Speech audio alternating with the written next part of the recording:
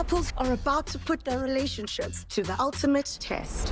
Each couple will be tested with a lie detector to find out if love can conquer all.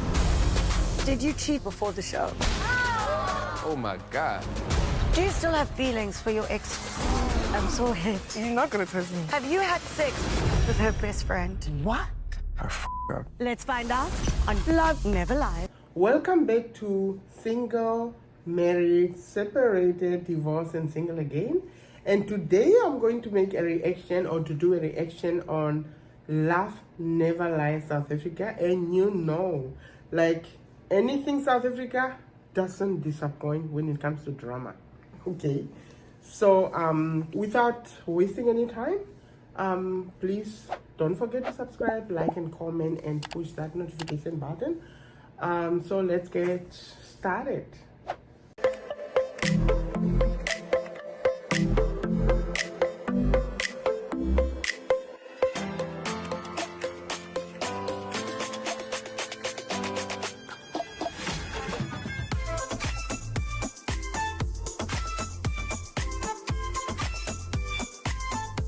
Welcome back, and I'm gonna introduce the crew of Love Never. Oh my God, one of the most adorable person on that episode. She's actually the host, Minnie Dlamini.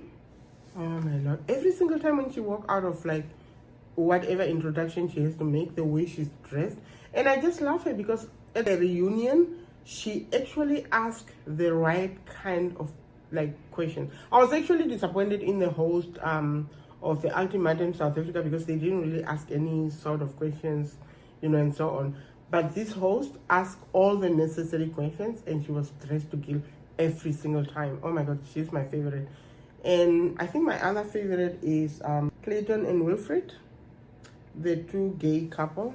Now they are not my favorite because, you know, like they're gay. Like that's not why I'm saying that. But I feel like on a personal level of like, as humans, they are just like very I don't know, they are just amazing humans. Like especially Wilfred, he has such a nice personality, hey? Like I just, yeah. Anyway, so I'm gonna introduce the crew. I have to read because that's like a big.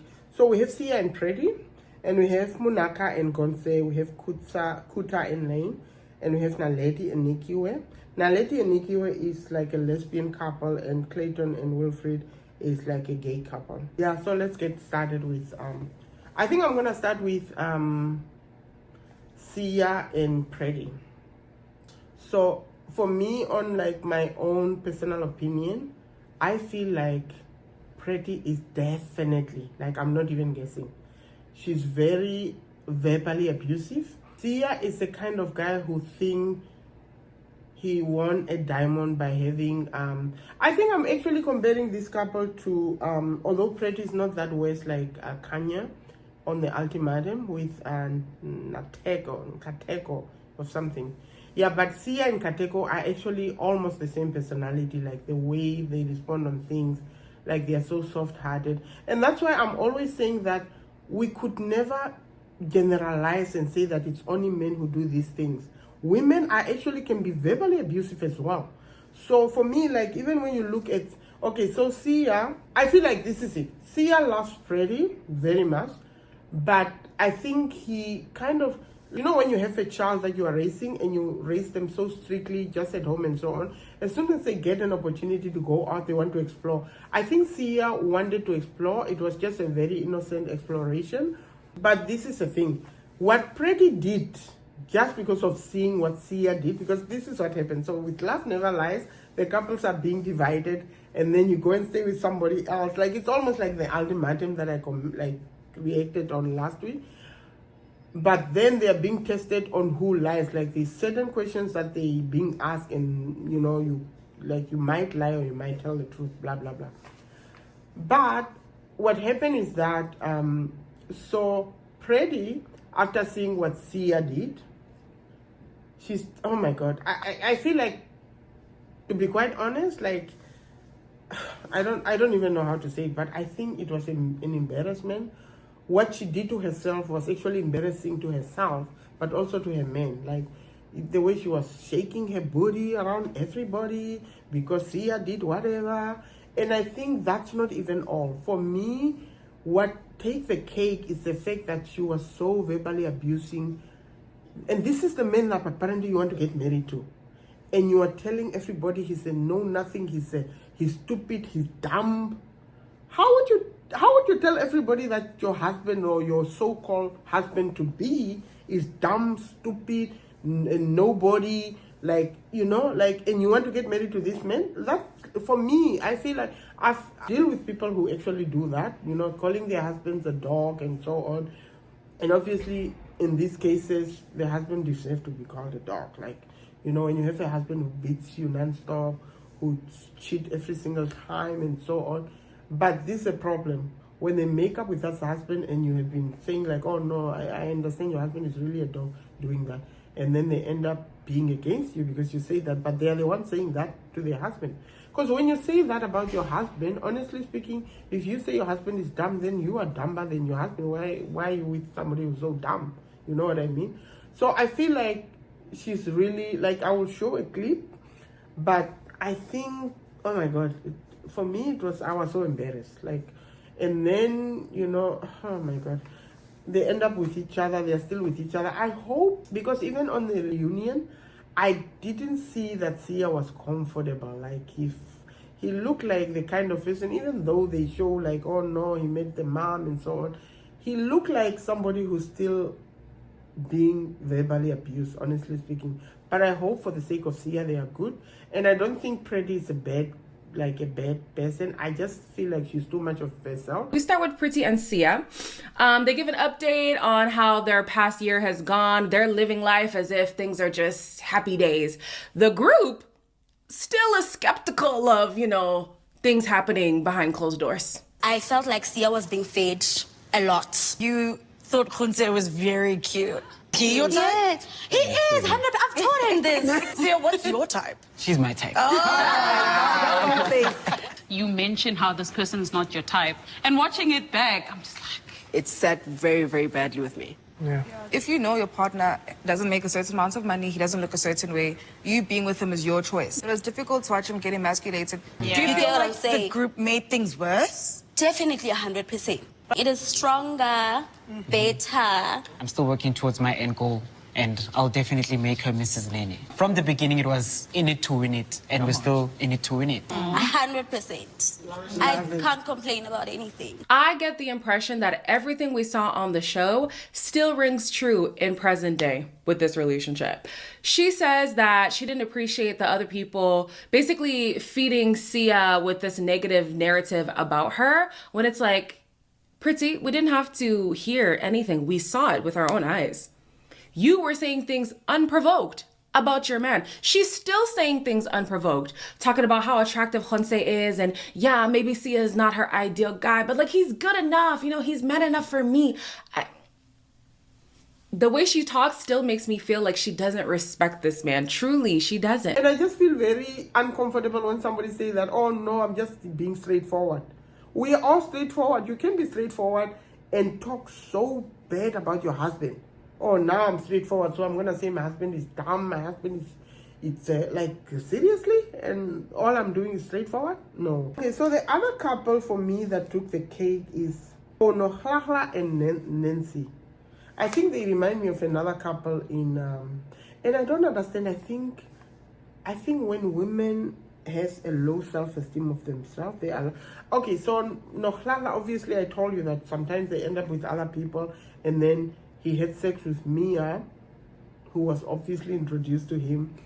And then not only that, now Mia came to the reunion and then she came to set the record straight. And did she not set the record straight?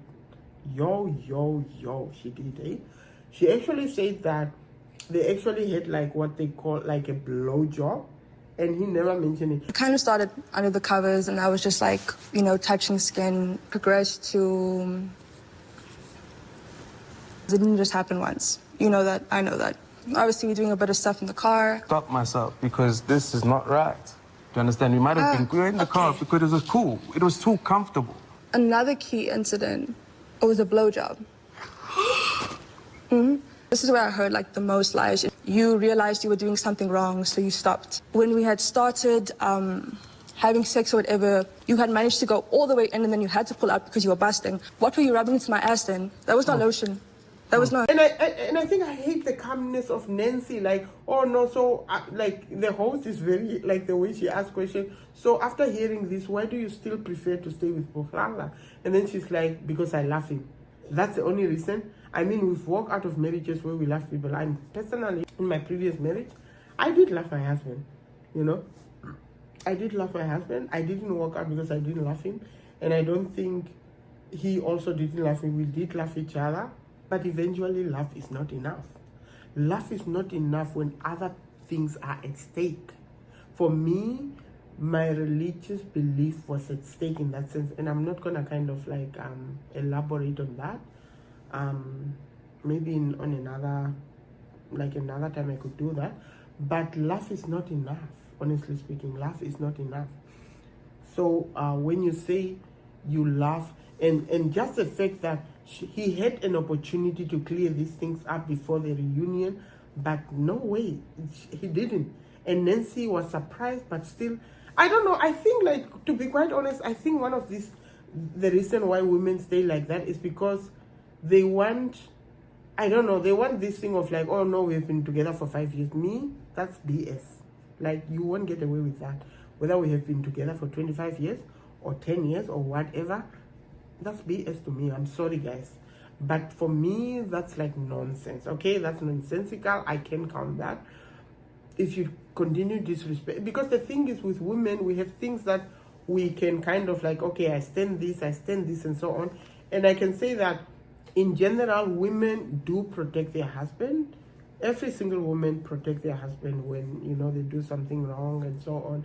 But then you reach a stage where you're like, okay, I can't take this nonsense anymore. So when Nancy say that she's going to stay with him, you know, after all these things, Mia is now talking about, you know, like, you told me that Mia was onto you, and now we are finding out that you're actually the one. And like, I don't know, like, that's so dramatic. And then we're going to talk about Munaka and God. Oh my God, I love Munaka. She's so beautiful. And then she was introduced to this other guy. The guy is hot. I don't know where he's from. Did he say he's from Cameroon? Or is it because my husband is from Cameroon? I don't know. But the guy is hot, okay? I love him for Munaka. Jordan, 24, from Congo DRC. Do I not see a hot African man? I actually thought they're gonna make out and so on, because I didn't really like Gonse from Munaka. I think Gonse is just a nice guy separately from Munaka. He's just a nice guy, full of joking about everything, but you are not from Munaka, okay? You were supposed to be with somebody else. Munaka is kind of very mature for Gonse, I think. So I think the guy that she met, that was introduced to her, because they were like sharing things like they pray. Their religious belief was kind of singing, you know, like it was sing in that sense. But eventually, I don't know why it didn't work out, or maybe you're not. I don't know, because I thought they were gonna pursue each other after that. Okay, then we come to Naledi and Nikiwe. Guys, I think Nikiwe has the same problem like Nancy, because Naledi was kind of like not even apologetic about being, you know, believing in polygamy and so on, and wanting to have more than, obviously, more, like, and she's very, I think she's very, what we call, obviously it's a lady, but she's a man in that sense. And she was very much the type that is like toxic masculinity, I think. She even admitted it, because this is the thing with her. She was like, okay, like Nikiwe cannot have more than one partner, but she can have more than one partner, even though Nikiwe was not like in agreement with that. But she was like, you know, and then she was dating somebody else, and then Nikiwe was waiting, praying even for her to come back. And I'm like, Nikiwe has the same problem as Nancy, like this thing of thinking too low of yourself and just allowing somebody else to be able to be in control of, like, kind of your feelings and your emotions, and, you know, kind of playing, like, I feel like Naledi was not, I don't know, but I feel like she wasn't so serious about nikiwe. It's just one of those things where like it's just toxic. It's a toxic relationship where you are stuck in the sense of like you're used to that, and those are the type of relationship you don't want to be in. And then we have Clayton and Wilfred. I don't really want to comment on them or their relationship to a certain extent, but I just love. I think especially Wilfred. I love, his personality. I don't know whether I should say her personality or him. Hopefully, I'm not gonna get in trouble, but. I had a friend of mine who was gay some years ago, Julius Katamila. Like Julius he had such a good personality. I just really like him. I know eventually he died. I don't know what he died of, but yeah. So anyway, oh my God, we are coming to the end of this again, and yeah, next week we're gonna talk about the most not talk about topic. I think I've been promising you about talking about that topic. It's gonna come next week, okay? Don't worry, okay? It's a topic about sex and how, just in general, how you should treat sex in your own marriage and how important it is not only for the husband but also for the wife, and all those things. Because the thing is, I have to address this topic because as a Christian, I realize Christians are actually afraid to talk about this topic. But sex is important, okay? It is important in the marriage. Believe it or not, we can, pretend and act like, oh no, it's not important. But the thing is, it is important, okay? So anyway, without wasting any time, from me, Jehovah, take care of yourself, and yeah, take care. Bye.